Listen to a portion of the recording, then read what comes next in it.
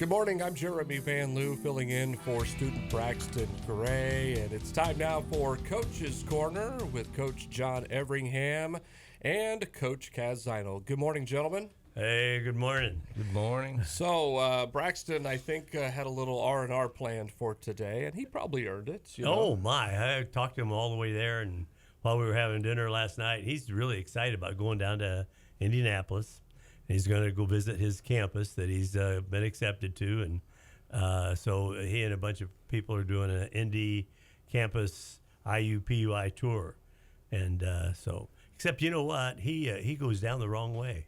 He does not take the road not taken. He's taken 69 to expressway. I mean, you go 13 to 37 to 31, all these back roads. I don't understand these kids. I'm with Braxton. I'm with Kaz. You know, I had a job way back in the day, and learning how to read maps and driving through the country. I mean, it doesn't get much better than that. It might take just a little bit longer, but to me, it's much more enjoyable. Oh, yeah. Remember, you're not old enough to do the triptychs. But we would get them from AAA. We'd get triptychs, and you'd flip it, and it would tell you what to watch out for at that time. And my dad taught me how to. I was the map reader in our family. Still am. Carry an atlas in the back of my car. Well, I do still carry an atlas, believe it or not. But really? I don't remember the last time I used it. I use mine all the my time. GPS. So. I'll help you guys out. If you Okay. Well, this nostalgia is getting pretty old around here. Yeah. So, hey. But, hey, I'm sure somebody out there enjoys that. Well, anyways, let's talk basketball. So, Coach, Goshen. Let's bring you back to the Hardwood TP here. Goshen, buzzer beater.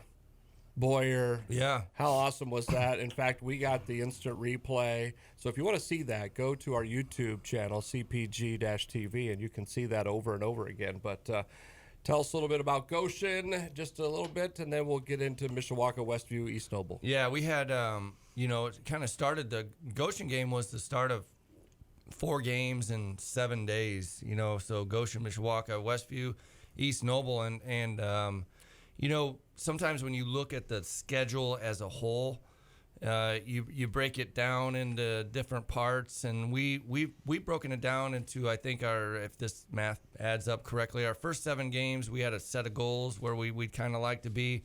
Our next 7 games we listed things that we wanted to accomplish and set some goals, some smart goals, and then into our last 8 games we did the same thing, but we knew, kind of moving into our last 8 games, that was going to be probably the toughest stretch. Goshen is a top 100 Sagarin team.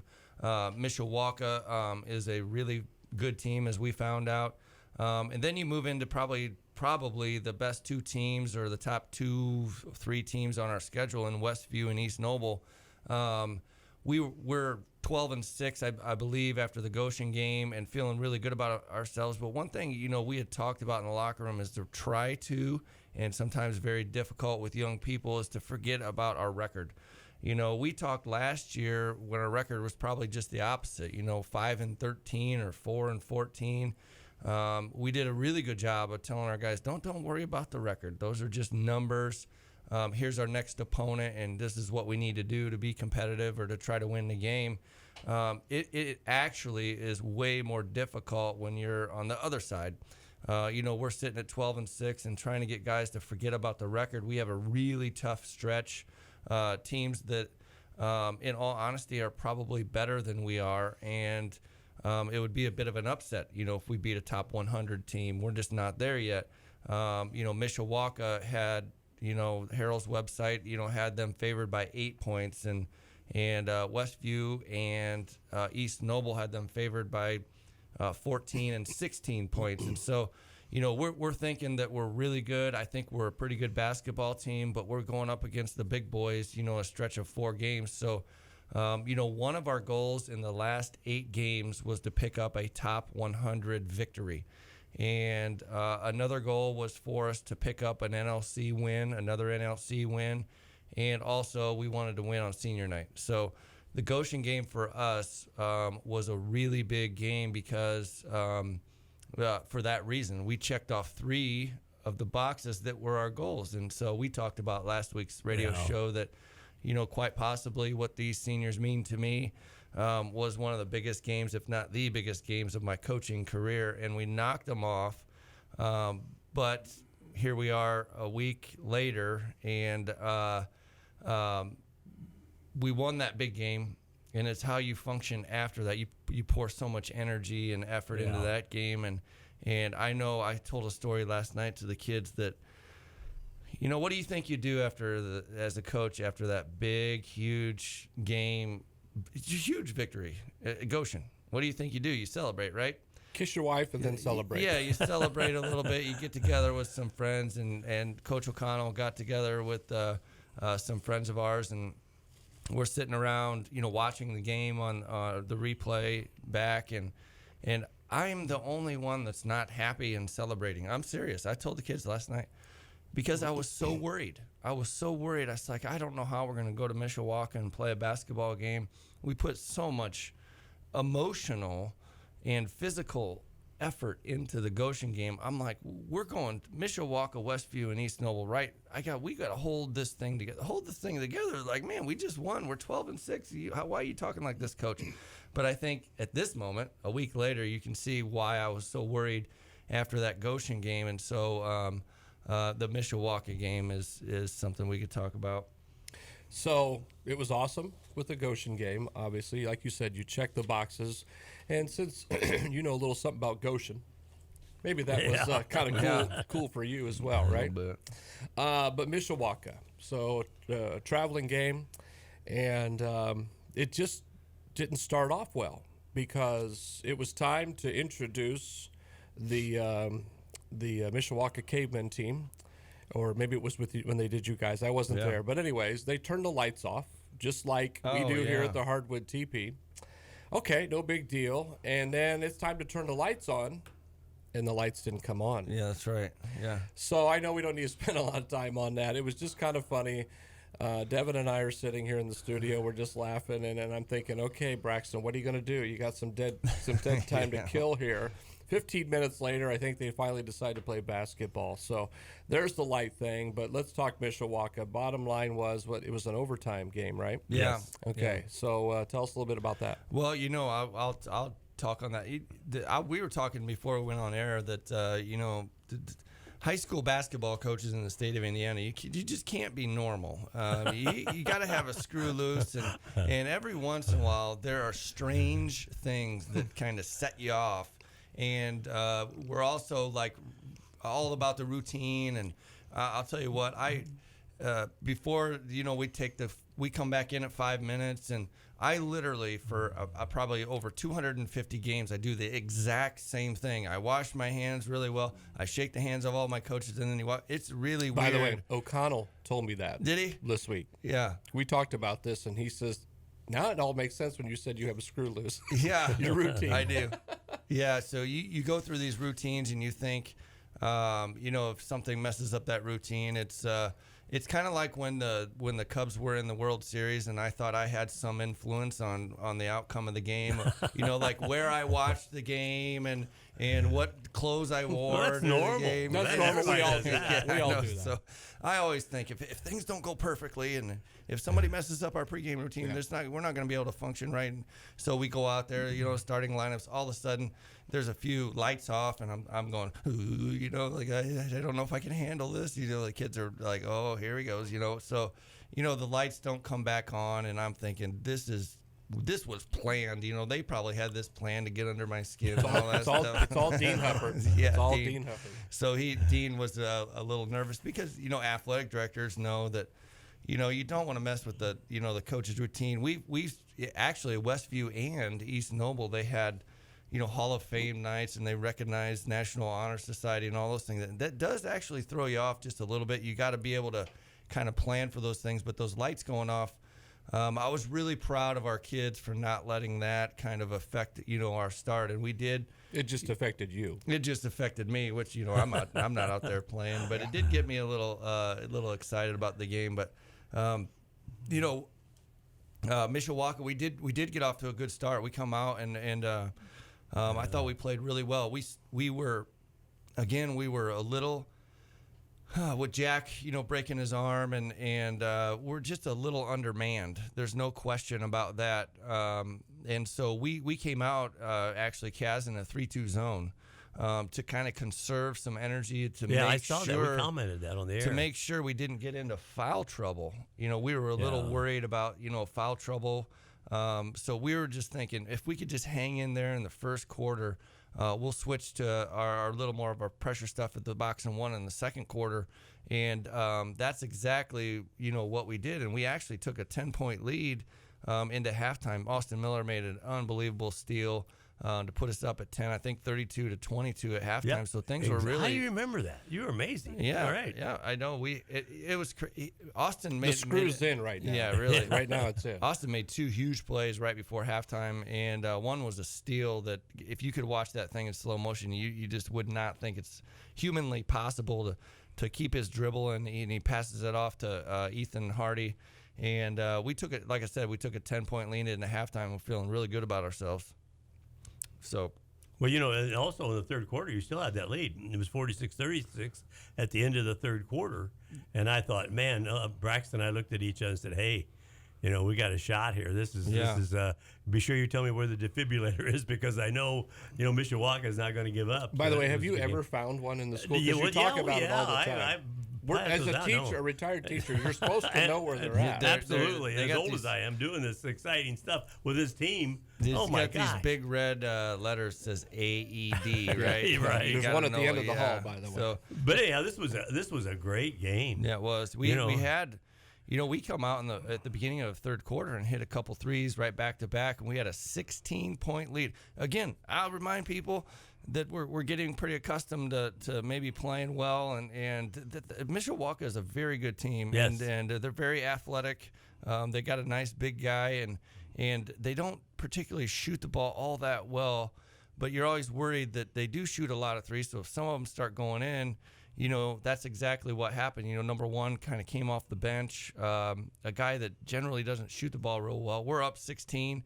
They cut it to 10, in the fourth, and then here comes the pressure that we haven't seen a ton of pressure like what Mishawaka was able to get us. But we hung in there for long enough to have the ball. We were tie ball game with the ball. With the clock counting down. We did get a last-second shot off, but unfortunately Austin's shot fell up short, and we go into overtime. And to start the overtime, we started out real well in the overtime. I think Cameron hit a 3. We're up 5. And yes. Austin gets a wide-open breakaway steal, and actually one of their players made a great play to give him some pressure, and he missed the layup to put us up about 7 with about 2 minutes to go. So there was a series of events that happened. We had a player that missed the front end of a one-on-one. We had a player that missed a couple wide-open breakaway layups. Yeah. And we had a couple untimely turnovers where there was a series of events. If one of those events goes our way, the game is over. Yes. And it's just kind of how it is sometimes. The ball bounces your way. Things happen, like the Goshen game that we probably were a little fortunate. We made our free throws, and then we go on the road the next night. We're a little tired emotionally, physically, and we just couldn't quite put them away.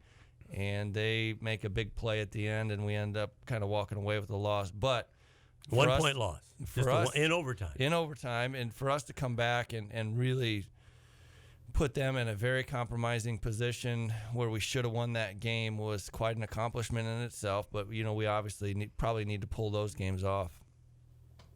Yeah, and I think you were battling a little bit with some sickness too, right, with the team. I mean, I know that sounds like excuses at the end of the day, but this flu thing is real, and it's been going around. And so if you would have been 100%, who knows what would have happened. But should be proud of that. All right. Well, that's Mishawaka and all about coach's screw being loose and routines and all that fun stuff. And mapping. You forgot about all the mapping we've done. Yeah. Oh, the mapping. That's important. Yeah. So when we come back, how about we talk about Westview a little bit? I think there's a young man up there who knows how to take that round thing and put it in the round thing. Unfortunately, we weren't able to get that on the air, but we'll discuss that here in a bit. Coming up on Coach's Corner on 93.7 FM The Mix.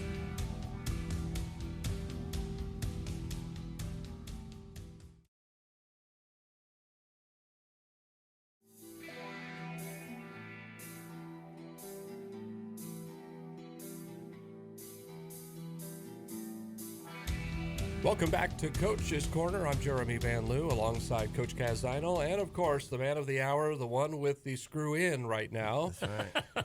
Coach John Everingham. So we talked Mishawaka, we talked lights, we talked routine, we talked the old atlases. There and you go, maps, yeah. And hopefully Braxton having a great time in Indianapolis today. So now let's jump to last Tuesday night, Westview. The Warriors traveled up to Westview, and of course we were hoping to have that game right here on 93.7 FM The Mix. I was here, but we use cell phone technology and broadband internet technology to make our equipment work, and if there's no signal in the gymnasium, Kaz, it's not like we can broadcast a game. And we tried everything, right?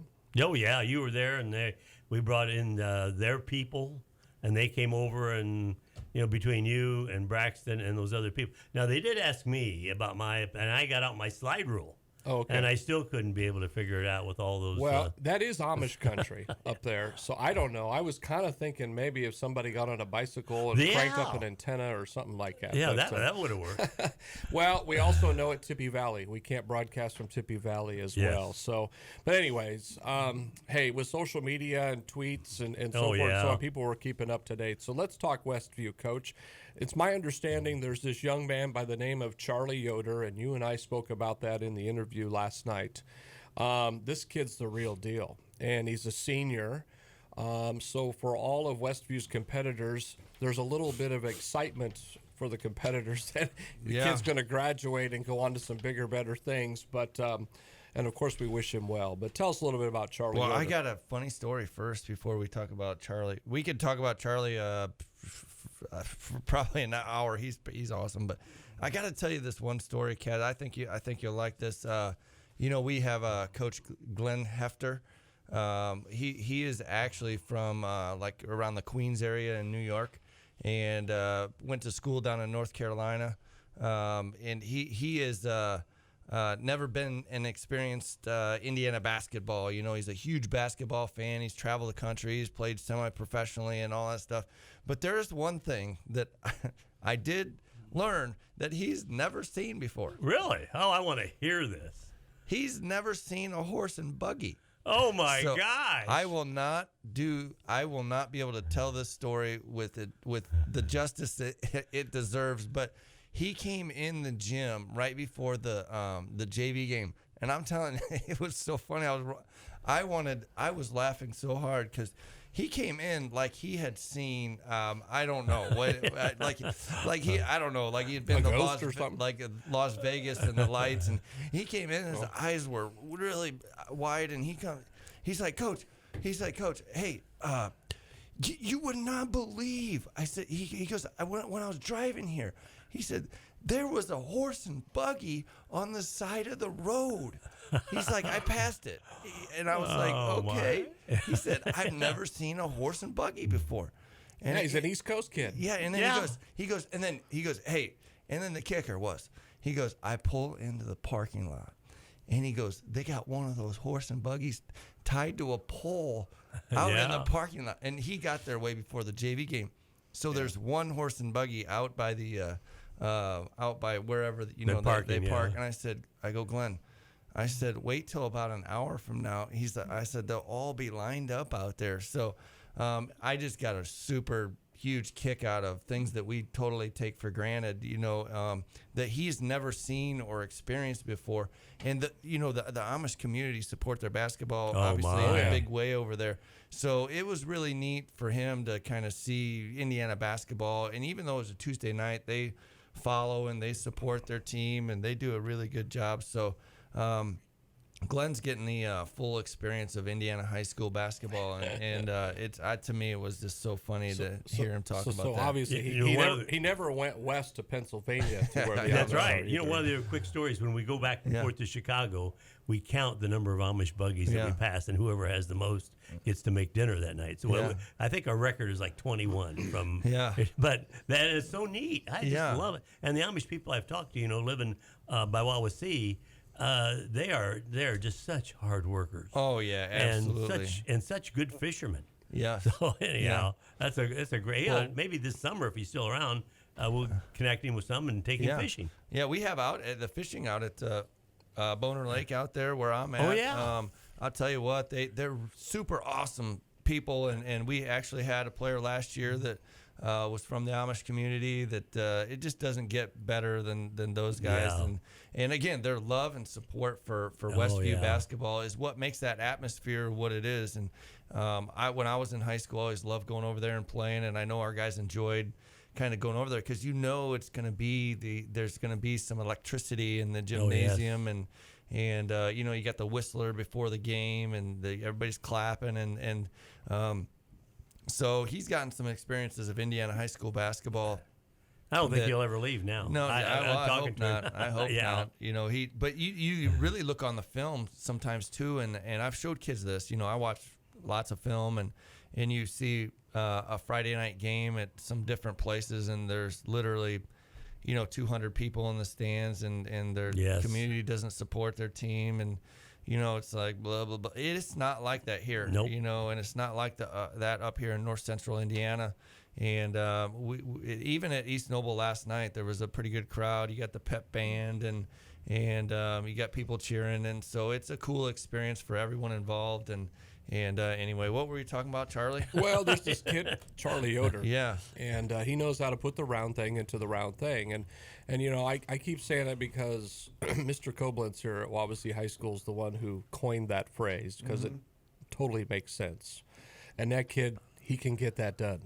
Yeah, he's got it done a lot. I was looking at his record. He's got 5 of 6 from 3-point range, and 11 of 13. He had 30 points that night. Yeah, and he's over 2,000 points in his career. So and he's got a full ride somewhere. Somebody told me, but I forget where. Well, I didn't write that down. It's very interesting because he is obviously. I was talking to Coach Eakins last night from East Noble, and I said, Charlie, holy cow, we didn't have the right game plan going in. I had saw some things on film that I thought we have a really good defender in Austin Miller, and I just thought maybe we could slip one kind of past him and maybe have Austin kind of do some things. But he is I know Coach O'Connell looked at me in about the third quarter, and he said he's a little bit better live than what we've seen on film, and I said, oh yeah. Some things that we were trying just were not working. I mean, he was so good, and it's really, really hard to explain. He can score from the inside. He gets offensive rebounds. He can obviously shoot the ball. He's a very patient guy. He shares the ball with his teammates. I think he had 7 or 8 assists against us last night against Goshen. I think he had 9 assists.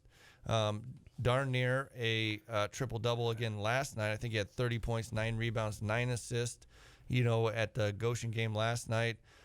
So he is a fantastic player, but Coach Eakins last night had said that in the summertime, when he got to spend a little time with him, he felt like he was a top 5 senior player in the state of Indiana. Oh, wow. So, one of the cool things that you get to experience when you're here at Wawasee, you get to play against some of the best players in the state. And so it was... We obviously, gave it our all, and we tried our best, and those guys will look back on that and say, I played against that guy. He's a really special player, but the amount of work that it takes that you have to put in to get to that particular level, there's a lot of things that got to go right. He's tall and long and lean.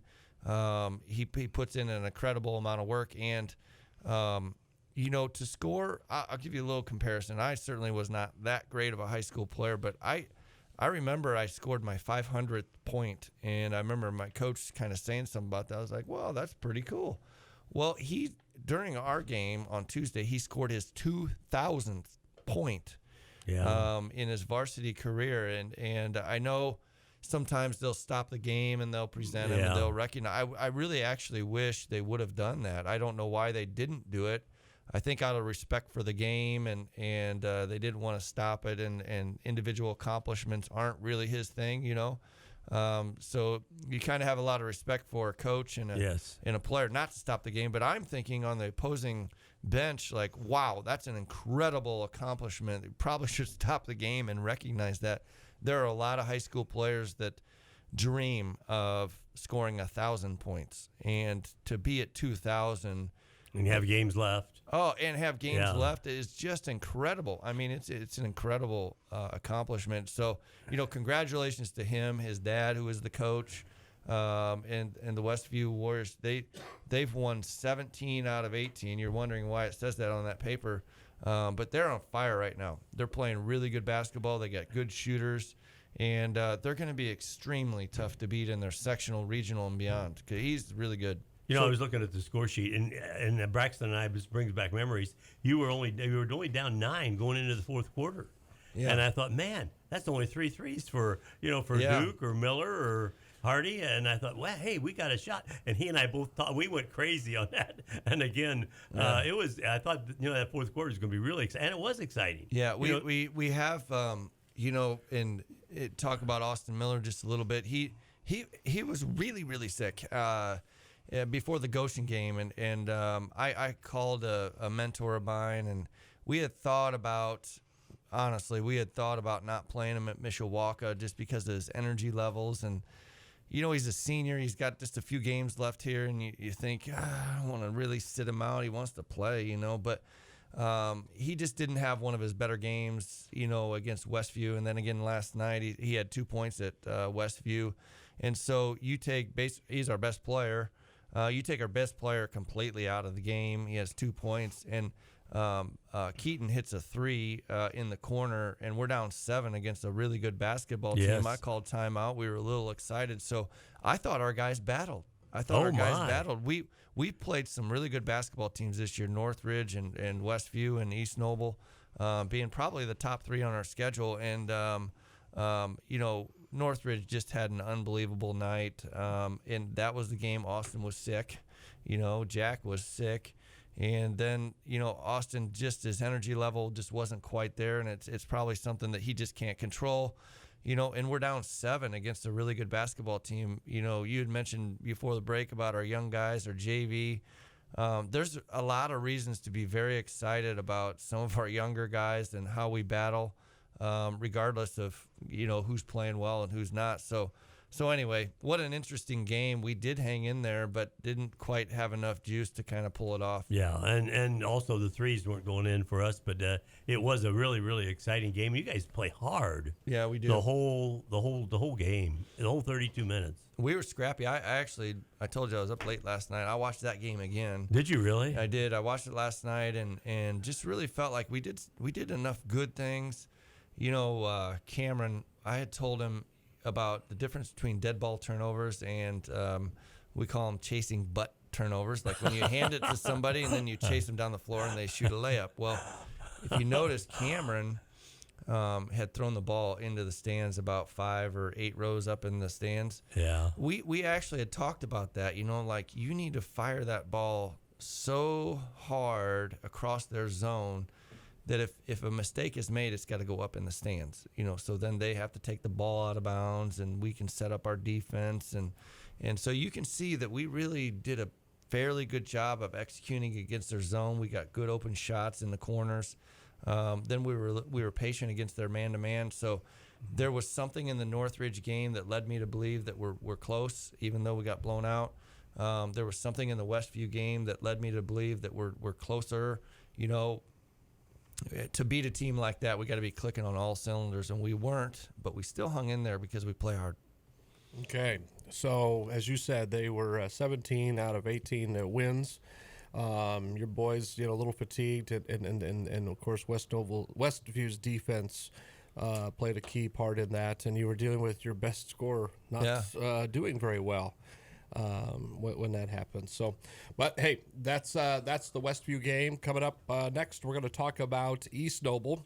That was last night's game, and the lights stayed on, right, Kaz? Yeah, they did. They did stay on there. Didn't have any problem with that, except when they were making some kind of award ceremony things at the very beginning. Well, hey, technical difficulties happen. But we'll talk East Noble and a little bit of JV action, too. We'll talk a little bit about that.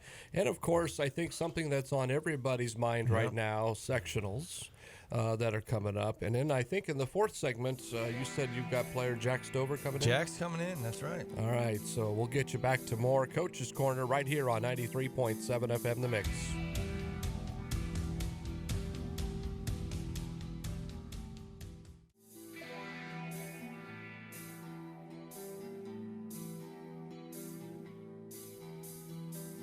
Welcome back to Coach's Corner. I'm Jeremy Van Loo alongside Coach Kaz Zinal and Coach John Everingham. So, Coach, we don't talk a lot about the JV program during our Coach's Corner show, at least that I've heard of, so correct me if I'm wrong. But pretty exciting JV game last night at East Noble, and you've had a lot of other exciting JV contests. So, and I know Coach Coy's been on the show, so how about last night's JV game and anything you want to bring up about the JV program? Yeah, I think, obviously the junior varsity program is a developmental, team that tries to get guys ready for the next level. As much as we'd like to keep our seniors around, they got bigger and better things to kind of go on to, and they leave every year. And we want them to, obviously. So you really put a lot of stock into... as I sit here and you'll talk to Jack, I'm looking at him right now.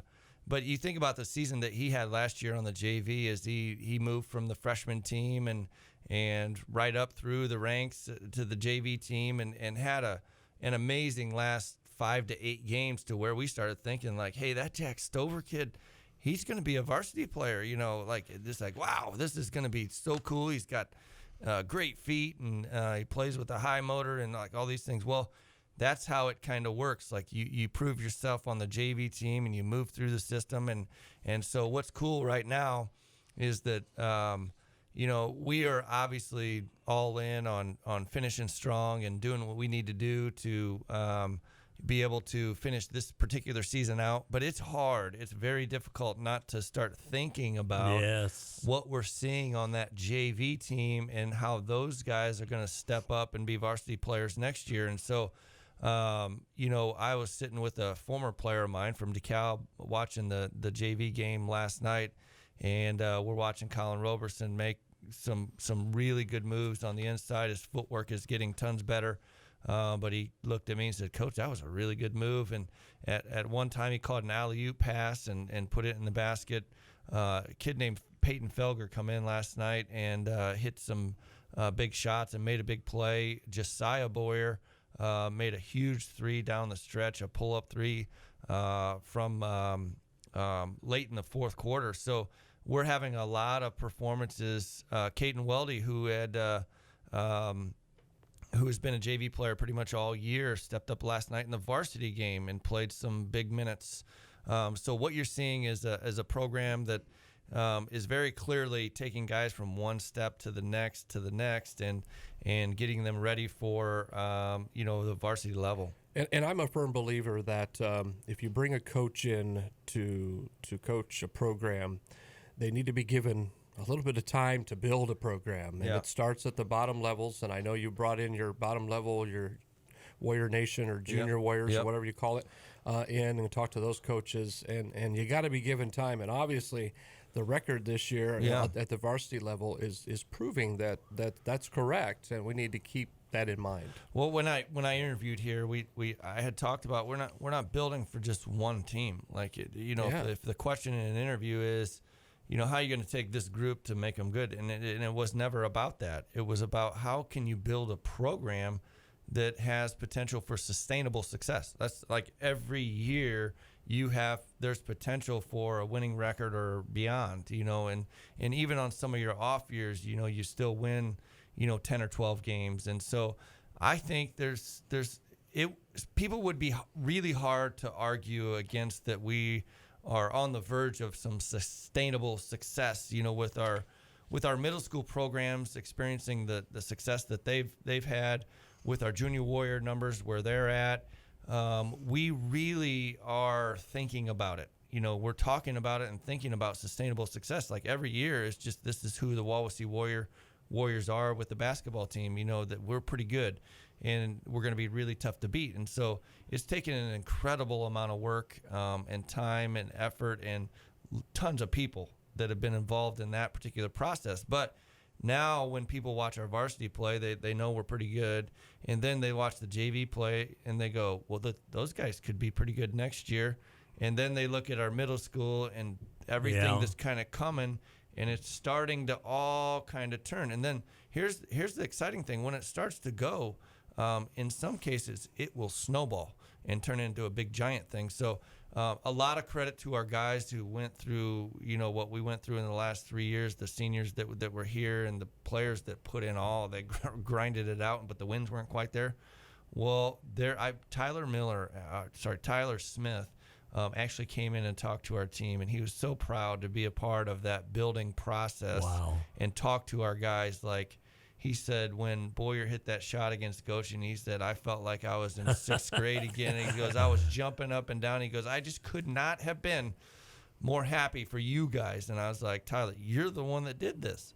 That's nice. You're the one that did it. You were here the very first year when all that stuff, we lost last-second shots, and we got beat by 1, and we got beaten overtime.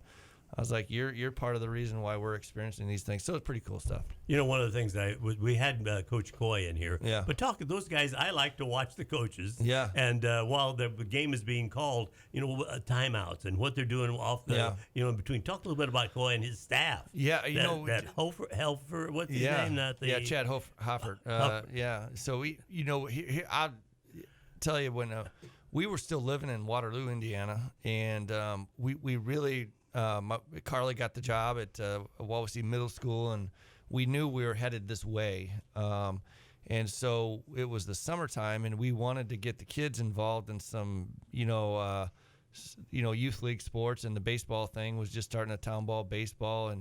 And the very first person that my wife met that knew we were coming over this way was Derek Coy. And Carly had told me, she's like, hey, I met this guy, and he seems really good. He's a youth pastor at Vineyard, and you should give him a call. And I did. And so Derek has almost been one of those guys that have been with me since day one, really since we first got here, even before I even started coaching. And we got to talking about, basketball, and he's like, are you going to coach again? I said, absolutely not. The screw is firmly in place. I said, I will never go back down that road. I enjoy my life right now. I hope nobody ever talks to me about coaching varsity basketball ever again. And so anyway, obviously things changed after that, but we had talked about starting a youth program. I talked to Coach Wachowski about that. And so that's how it kind of all happened with Coach Coy, and Coach Hoffert was there because his son was same age as my kids. And then we really are pretty fortunate that we had a couple people kind of fall in our lap with Coach Hefter and Coach Freds, who are working professionals in Warsaw. We've talked about that before. You've heard them talk on the radio, but our coaching staff is about as strong a coaching staff as you can find anywhere. Yes. Anywhere, former college players, good people Semi-pro in our community. Yeah, we have really high integrity guys. They not only develop good, solid relationships with kids, they also kind of are the type of people that are willing to say things that aren't just like yes men. So Nate will tell me, Coach, you're not right about this one, and I'll have to rethink that one. Coach Hoffert will give me his honest opinion on things, and so we really have a good thing going with our coaching staff, and I think it shows in the way the program is developing. Coach Freds and Coach Hefter, they're coaching our 7th and 8th grade travel league teams, over in the Club 1 stuff, and they do individual workout. I'm telling you, there's an incredible amount of work going on within our program, and it truly takes an army to be able to do that. I can't do it myself. Yeah, and they're great people, and I love to watch them coach. I love to watch. Their minds are so set, and their collaboration with each other while the games are going on is really, really unique. All right, so JV, we got some up-and-comers, excited about that, and as we said, we'll talk to one of those previous JV guys, Jack Stover, here in the next segment. So East Noble last night, Coach. We got to go there? We got to go there. Come on, I was trying to stall here. I know. I was trying to talk. But somebody prepared this piece of paper that said East Noble, and it says Jones, it says Hood, it says outside factors and ratings, and oh, by the way, we got to talk sectional draw, but we don't have a lot of time. So okay, so how much time do we have? Seriously, how much time do we have? How much time do we have? We have about 4 minutes. Oh, Okay, wow. all right. So let me touch on East Noble real quick, and then we'll spend the next 2 or 3 minutes talking about sectional draw because that's fun to talk about. But Cass, have you ever seen somebody bigger than that hood kid? No.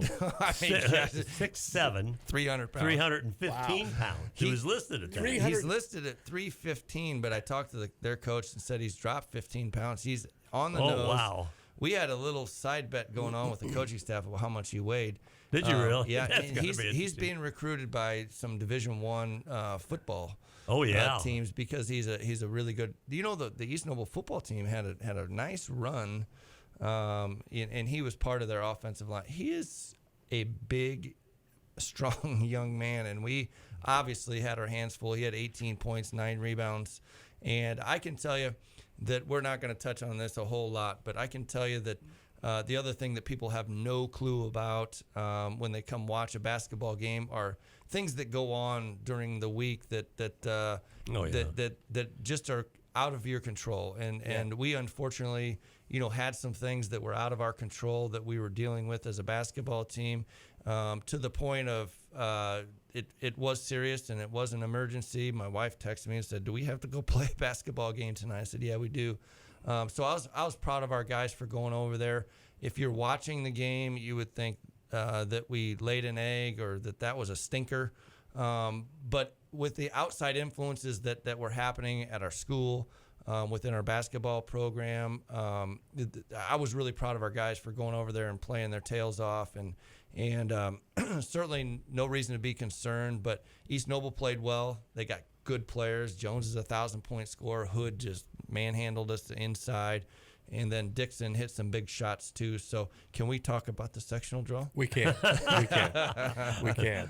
All right. Because tomorrow, as a matter of fact, what is it, 3 o'clock, something like that? Mm-hmm. The IHSAA sectional draw, and we play the Commissioner's Corner show, for lack of a better term, in front of in the pregame of the basketball game. And last night's, he said that I don't know that there's any other states other than Indiana that gets this excited about drawing for tournament action for boys basketball. He says there's going to be parties, there's going to be this, there's going to be that, and so tell us a little bit about that. We're going to be playing at Northwood in their sectional, and I think I asked you in the interview, are you hoping for the bye? Is that the pie in the sky, the gold nugget? Too, because a lot of people don't know that. Yeah, West Noble, Lakeland, Wawasee, Northwood, and Tippy Valley. Okay. So there's 5 teams. Fairfield dropped down to 2A and they're out. So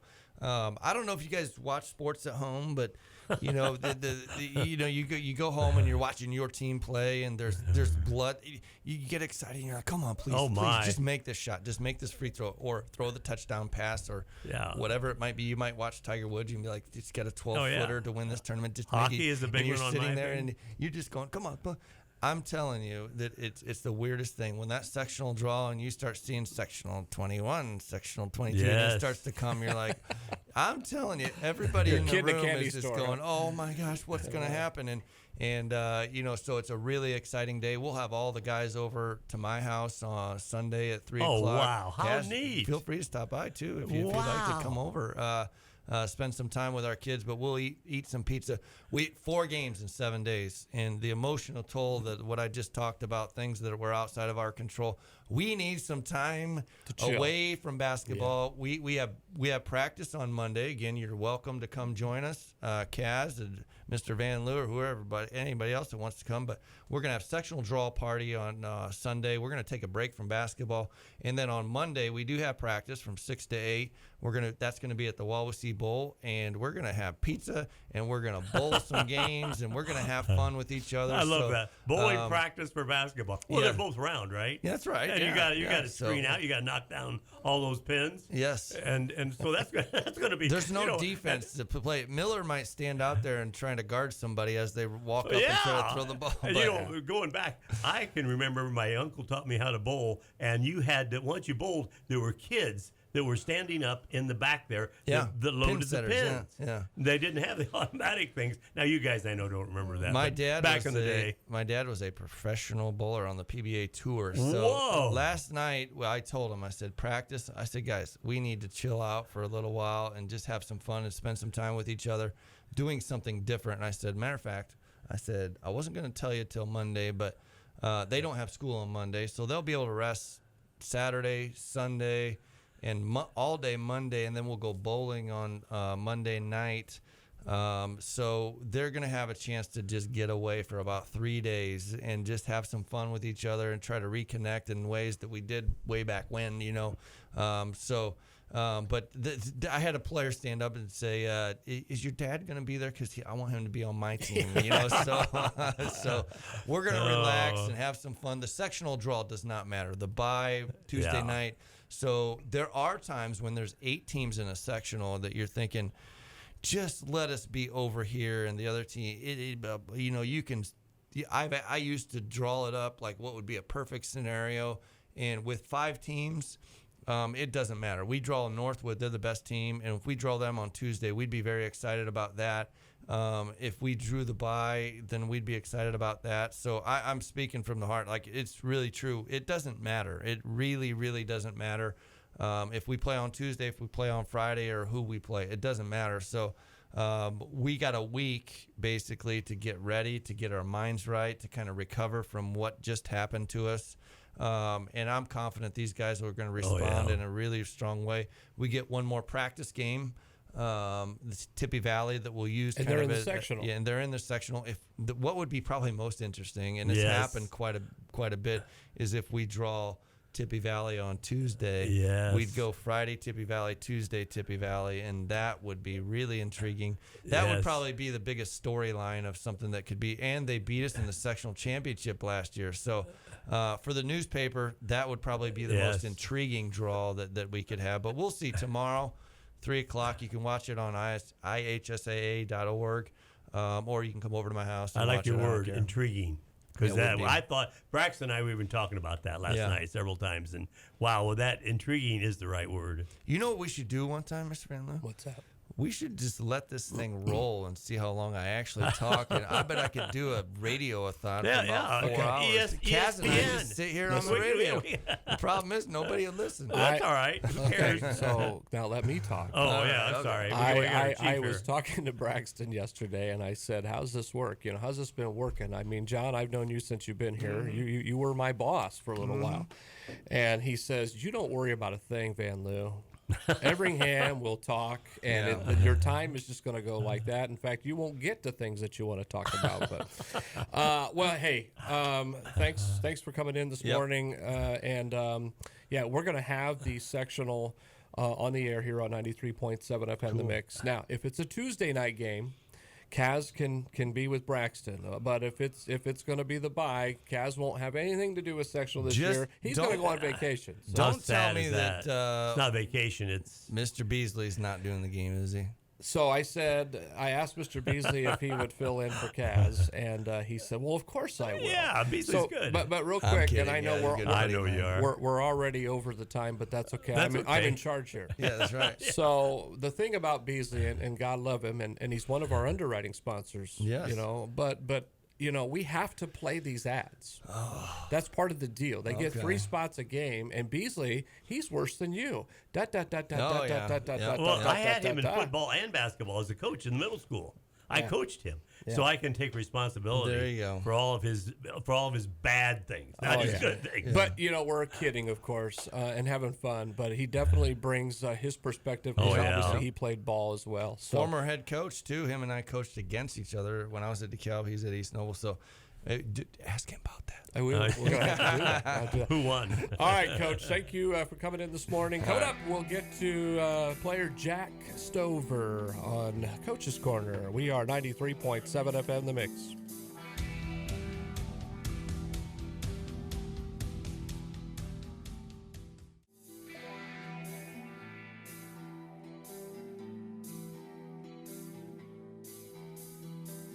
Welcome back to Coach's Corner. I'm Jeremy Van Loo alongside Coach Casinel, and we've kicked out Coach Everingham because the star of the show this morning is sophomore Jack Stover. Welcome, Jack.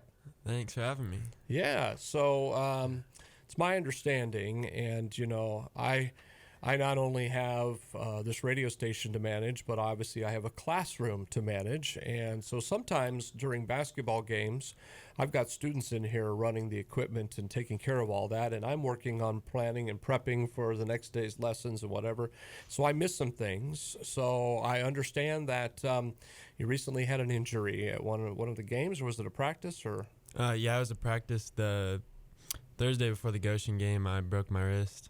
Okay. So would you go through that, because I thought that whole scenario, and we just went through it before. Speak up and speak a little bit louder and tell us exactly what happened on that. That was such a unique fracturing experience. Oh, got that fracturing experience? That's bad. Go on.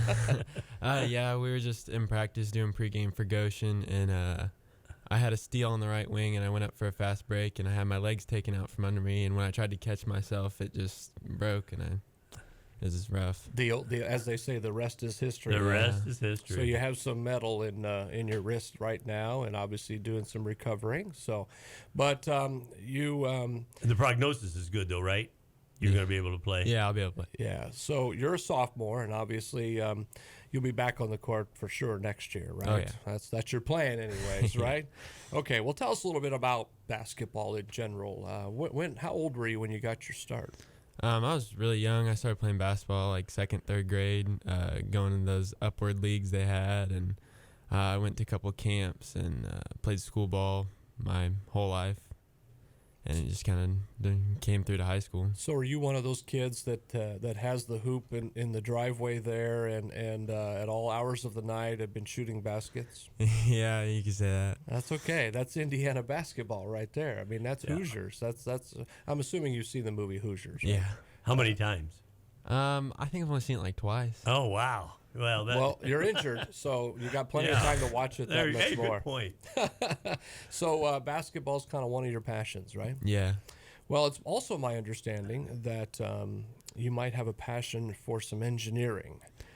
So maybe that's what you might want to do after you graduate high school. Is that correct? Yeah.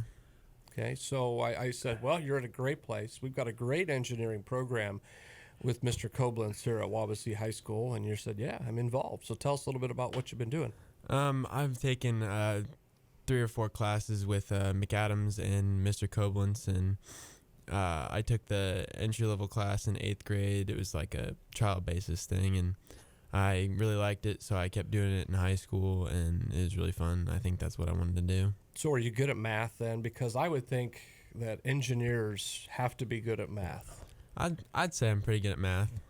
Kaz, are you good at math? Yeah, I mean, no, you were a I'm math not, but teacher. I studied math. I have a minor in math, and engineering is math. That's all it is. Yeah. And you got to be able to do math. But tell us about. I thought this is interesting about the 2 schools that are in your brain for going to be an engineer. Yeah. So I've always wanted to go to Notre Dame, but Purdue, you said, has really good engineering programs, so those are kind of the 2 schools that I was looking at, but it's kind of funny since they're rivals. Well, it's going to be an interesting decision that you'll have to make, but you got 3 years. Yeah. Go to both campuses, talk to people that have graduated from there. Both schools, you would not go wrong going either place, especially if you want to be an engineer. My wife went to Purdue, so I'm sure she will encourage you to go to the right school. Yeah, and my dad went to Purdue, but I'm going to Notre Dame to see Billy Joel in June, so I'm excited about Notre Dame at this point in time. So, all right, so Jack, tell us a little bit more about yourself. Again, a sophomore here at Wabasee High School. We know you play basketball. We know that you're thinking about maybe going into the engineering field. So, what else do you like to do? I mean, there's got to be something outside of basketball, outside of schoolwork, okay? And I'm even going to say outside of maybe even a girlfriend or something like that. So, do you have a girlfriend, by the way? Yeah. Oh, that's awesome. Man. Awesome. So, Poor girl. Yeah. What other things might you have that you're passionate about that you want to share with our listeners today? So something that not very many people know about me, I'm on the horticulture team here at high school, and we won nationals last year. We went all the way Whoa. down and won that, and it was pretty big. So that was really fun to be a part of. Tell me what you did there. I want to hear this. What I mean, horticulture. You play with cattle and No, I'm it's- just kidding. Go ahead. Yeah, so we went down there. We had it's like the identification of like plants and stuff, and there's like a big 100-question test, and you have to judge plants, and they'll give you like a stick, and you got to figure out what plant it came from. Whoa, that is. And they teach that here. Yes. Who's your? Mrs. Harden in the ag department, she does that. She's our coach. So you know opposite from alternate, and Yep. All that fun stuff. that is really neat. That's great. Hey, do you see a green thumb here? Yeah, I know. By no means. I have no idea what you're talking about there. But I do know horticulture. I do know Mrs. Harden, and I do know our ag program here at Wabasee High School, and it's just phenomenal. So are you involved with the greenhouse and that kind of stuff where you're test planting things as well, or is it just about identifying? Yeah, we do a lot of that at the high school, but we usually just compete with the identification stuff and all that. Tell me, what do you have to identify? I mean, just like trees and plants? There's 4 categories. Oh, We that's do, not what I like- hear. Huh? Yeah, I want to hear that. Go ahead. Yeah, there's Explain that. 4 categories. So it's like fruit and nut, flower, ornamentals, and I don't remember the last one, but it's That's like okay. yeah, it's a different thing. And you spent all this time studying these 4 different types of plants to be able to recognize them. Yeah. And they're in the 4 groups. Mm-hmm. And then you guys go down to where then? The state competition's held at Purdue. Oh, so you got some. You ever been to that campus then? That's kind of neat. Yeah. So, how did you get interested in that? I went to church with Mrs. Harden, and she kind of asked me if I was interested, and it just kind of happened. So she prayed for you. Sure. Yeah. Sure. Well, and you won the state, you said, in that? Yeah, I've won state 6 times with my team and nationals once. Oh my gosh. And this is through the FFA? Yeah. Yeah. Okay. Wow, And give me- let me tell you something about FFA real quick, Cass. No, because I'm really excited about this.